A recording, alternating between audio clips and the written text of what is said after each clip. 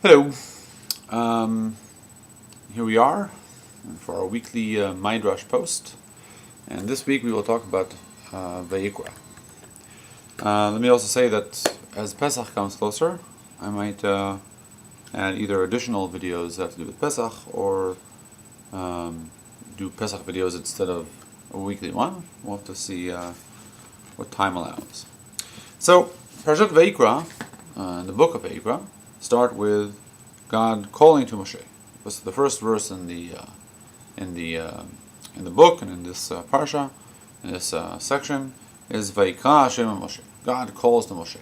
Now, usually when we have God talking to Moshe, we have terms, either the term Vayomer, and he said, or Vayedaber, and God spoke. But we don't have the term Vayikra, to call. And so the Midrash concerns itself with what this calling means.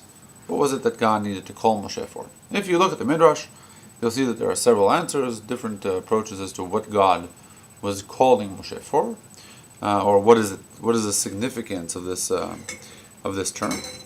And we are going to talk about one of them.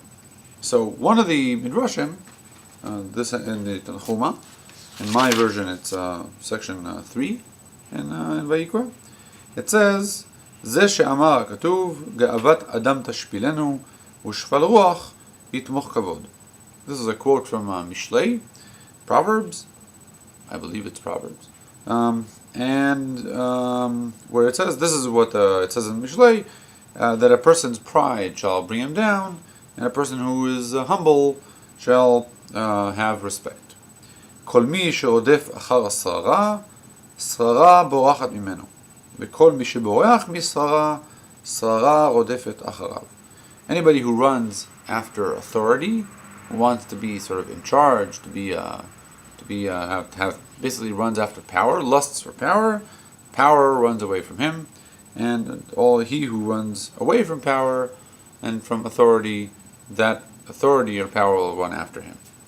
This, for those of you who've read The Hitchhiker's Guide to the Galaxy, you would know that this is an issue which he deals with at the end of one of his books, where basically we have this problem. We see it all the time. Now we're also in a presidential campaign. We see it here too. That a lot of the people that we would like to run for office, that we would like to choose to be our next president or prime minister or cabinet member, they're usually the people that don't want any part of politics, and vice versa. Those who do run for it many times are not the right people. And what this Midrash is saying is that if you try to run after that kind of power and that kind of authority, it will tend to run away from you. Notice it doesn't say that you won't get it. It just means it's going to run away from you. It's going to be difficult for you to get it. Maybe you won't even catch it. You'll be constantly running after it and never reaching it. And if you're a person who's humble and tries to sort of, keep to yourself, eventually, it shall find you. It shall run after you. And, we can see this also on a human level. People respect people that are humble, that don't think that much of themselves.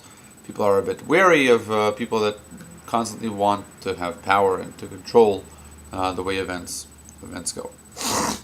And then after that quote, the Midrash brings a few examples of both of these things.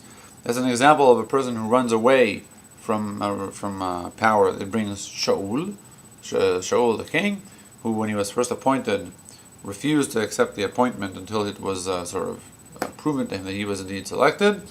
And as an example of the opposite, they bring Avimelech from the book of Judges.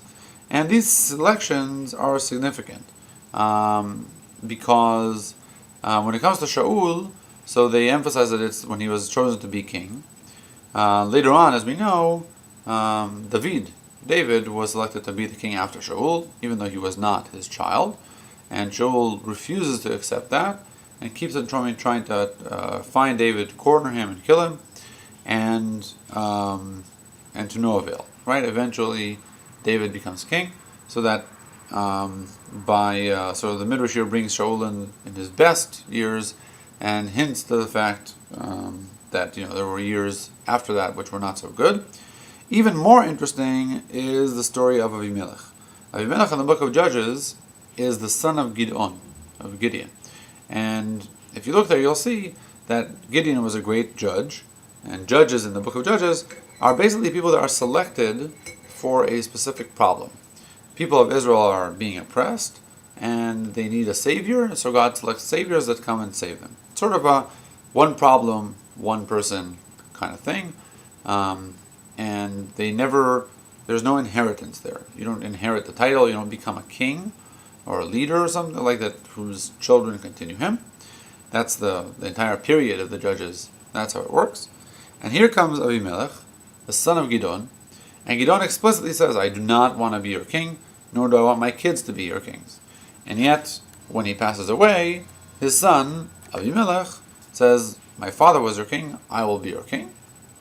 And the one person who tries to make basically a line of leaders, a kingdom, right? That there will be like somebody who continuously, his children will be your leaders and sort of like have a regular leadership model in Israel. He's the worst of them all. He basically stomps down, he kills all of his brothers, and he stamps out anybody that opposes him, and eventually, he gets killed. So that the book of Judges is like a big testimonial against kings, which is very interesting, because then you have like the next book of that is the book of Shmuel, where we eventually have Shaul and even more importantly David.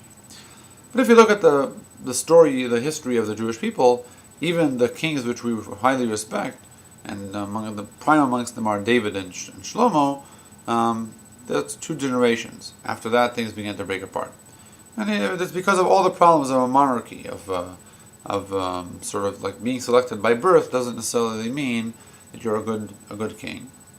And we'll touch upon that a bit right now. The general issue of kings in Israel is a bit more complicated, because there's a verse that explicitly says, when you get to Israel, you're going to appoint a king.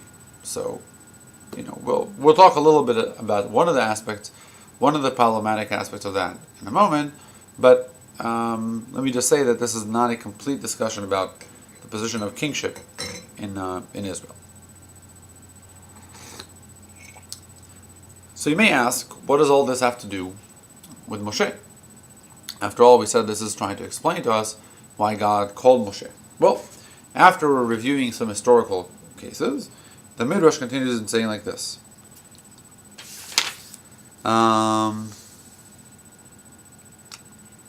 Here we go. Moshe barach min hastara. Moses also ran away from authority. And then they show how basically when Moshe, I won't read it now to not waste time, but they show how Moshe at every stage basically tried to avoid it. We know to avoid his position. We know that at the beginning Moshe said to God he didn't want to go. He said, I can't do it, I'm not a man of words. And God insisted. And then basically God told him again and again and again. Every one of the 10 plagues, he had to send him again and tell him to go to Pharaoh again. And so Moshe sort of, every time he finished his job, he said, okay, that's it, I'm done. I'm not doing any more. Until Moses, until God came along and told him, Moses, you have to go and do this. Okay? So then it says like this, Lesof, eventually after all these times that God told him to go and do things, Hotzi'an mitzrayim, he took them out of Egypt, Kara lehem et hayam, he opened the sea, Heviam el hamidbar, took them to the desert, Horid lehem et haman, Hela lehem et habe'er, Ve'egiz lehem et haslav. He did all these things. He brought them water, he brought them food. Okay? Ve'asa et hamishkan, he made the Mishkan, he made the tabernacle, which was what we talked about the past 2 weeks.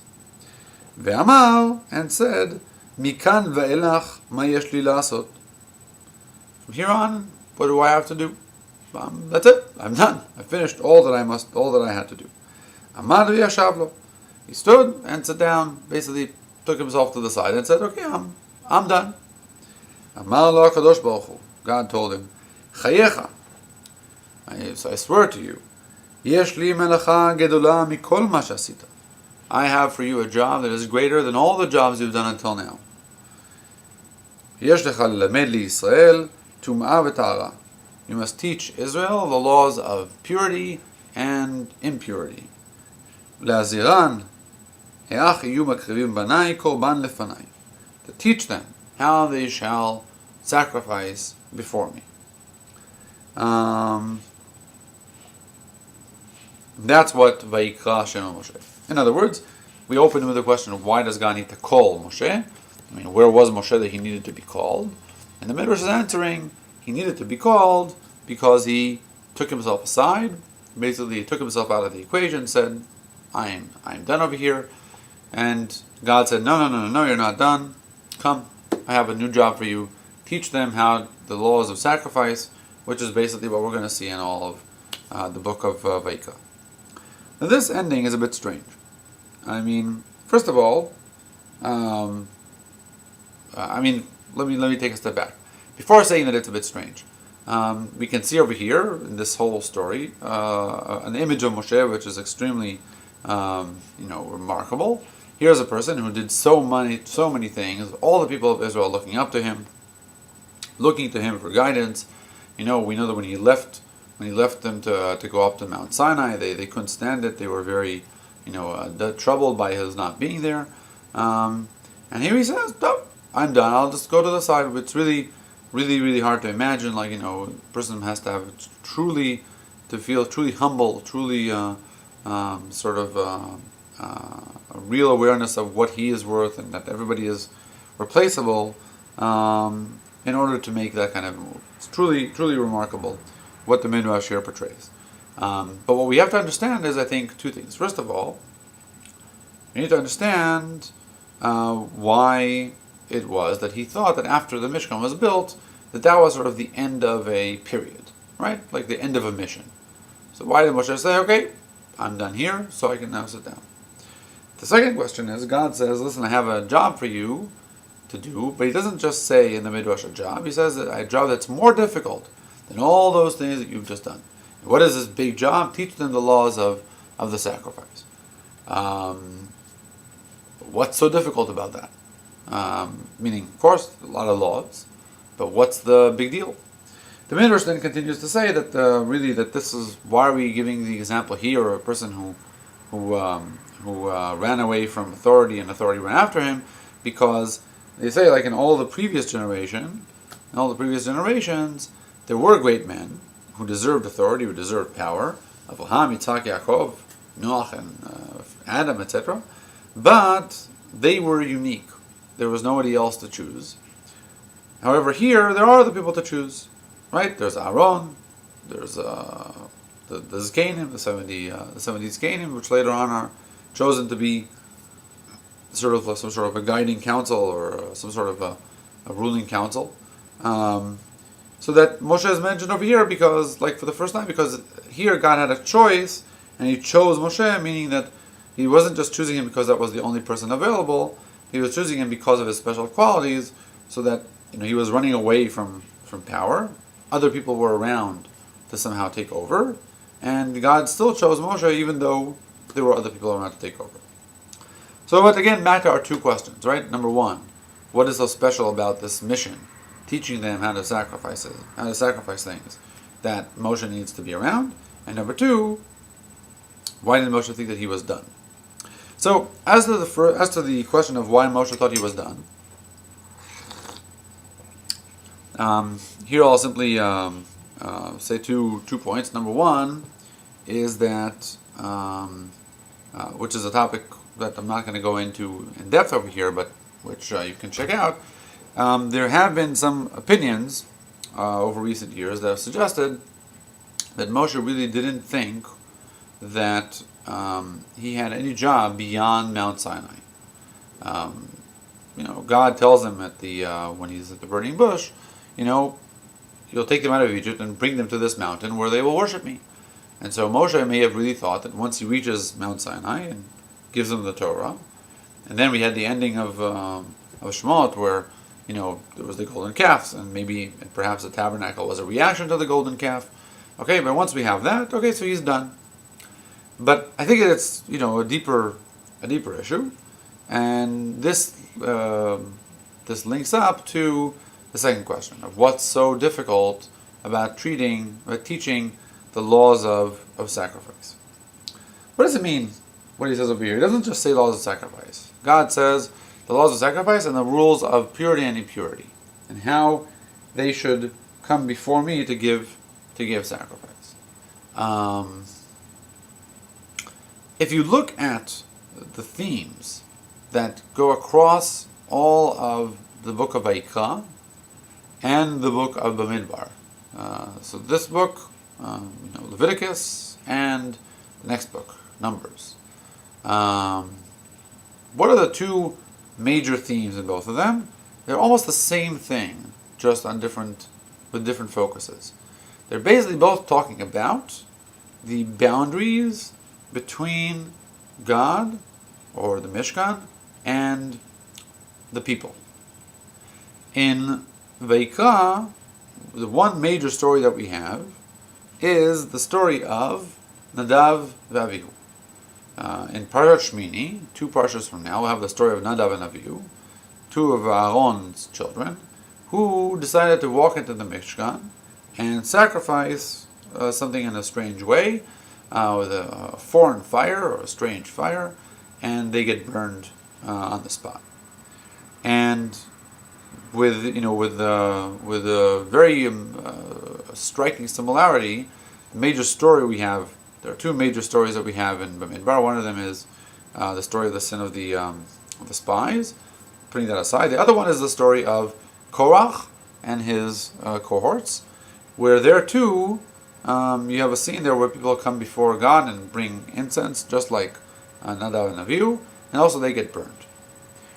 So while here we have it with regards to the Kohanim, to the priests, over there we have it with regards to the people from the general populace. But in both cases it's the same thing, and I won't go into it here, but in fact, it's not just those local stories that are like that, but many of the halachot, many of the laws that are given as a result of those events, which are basically a reaction to those events. Many of the halachot are basically referencing that event and learning from it. Like, it's sort of a reaction from seeing that those problems, those mistakes that occurred, trying to sort of make sure they don't reoccur. What's going on? Why do we have the same kinds of sins happen in both places? So I think that the answer goes back also really to the story of the golden calf, and that the people of Israel are really need to learn, and it's difficult for them to learn, the boundaries and how to keep the boundaries with God. The sin of the golden calf, according to many, was not a sin of idolatry. It wasn't that they deserted God and worshipped another god. Rather, they needed a medium. They needed some sort of a medium to work through, and that's not the way we work with God. And this is also the basis for the approach that says that as a result we needed a Mishkan. Mishkan was there to give us a place where we could have some sort of physical element that we could focus on and use that as part of our worshiping of God. But you can already see how the seeds here are planted, where if we want to get close to God, but we don't know our boundaries, there's a very great danger over there. And so in Vayikra, the Kohanim, the people that are supposed to be always involved in these things, and the most holy and the most connected, need to learn their boundaries. We learn, and the story of Nadav and Avihu sort of like as part of that process.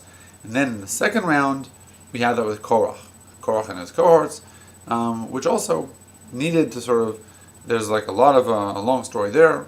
You can take a look yourself and see that there's a need there to learn the boundaries, what you can and cannot do, how do you treat your relationship with God.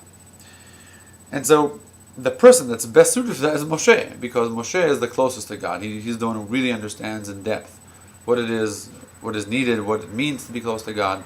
He's our greatest prophet ever was, ever will be. And so we need Moshe here. But Moshe didn't think about that. Moshe thought, I have a Mishkan. Meaning Moshe said, look, the problem was before when I was away, when I went up to get the Torah, that I wasn't there because they needed some sort of a physical place to be. But now that they have the Mishkan, what do they need me for? they'll just figure it out. God can choose other people. The Midrash says He could choose Aaron. Why shouldn't Aaron be the one to accept the laws of Korbanot? It makes a lot of sense too. Aaron, being the head Kohen, the prime Kohen, is the one who's going to go and sacrifice all these sacrifices. He and his children and their children are going to be the ones to actually do all these things. Moshe's not going to do any of them. Why should Moshe know the laws? Why does Moshe need to know the laws? God can just talk directly to Aaron and teach him all the laws. And so the Midrash is saying, well, God chose him because of his great humility. I want to say one last thing about this, and then we'll sum it up. I think that saying that it's because of Moshe's humility is a bit it's not enough. Meaning, it's true that Moshe was very humble, and were willing to sort of accept that he deserved it on that level. But perhaps there's something a bit deeper about why humility is such an important component here. And here we get back to the issue of leadership.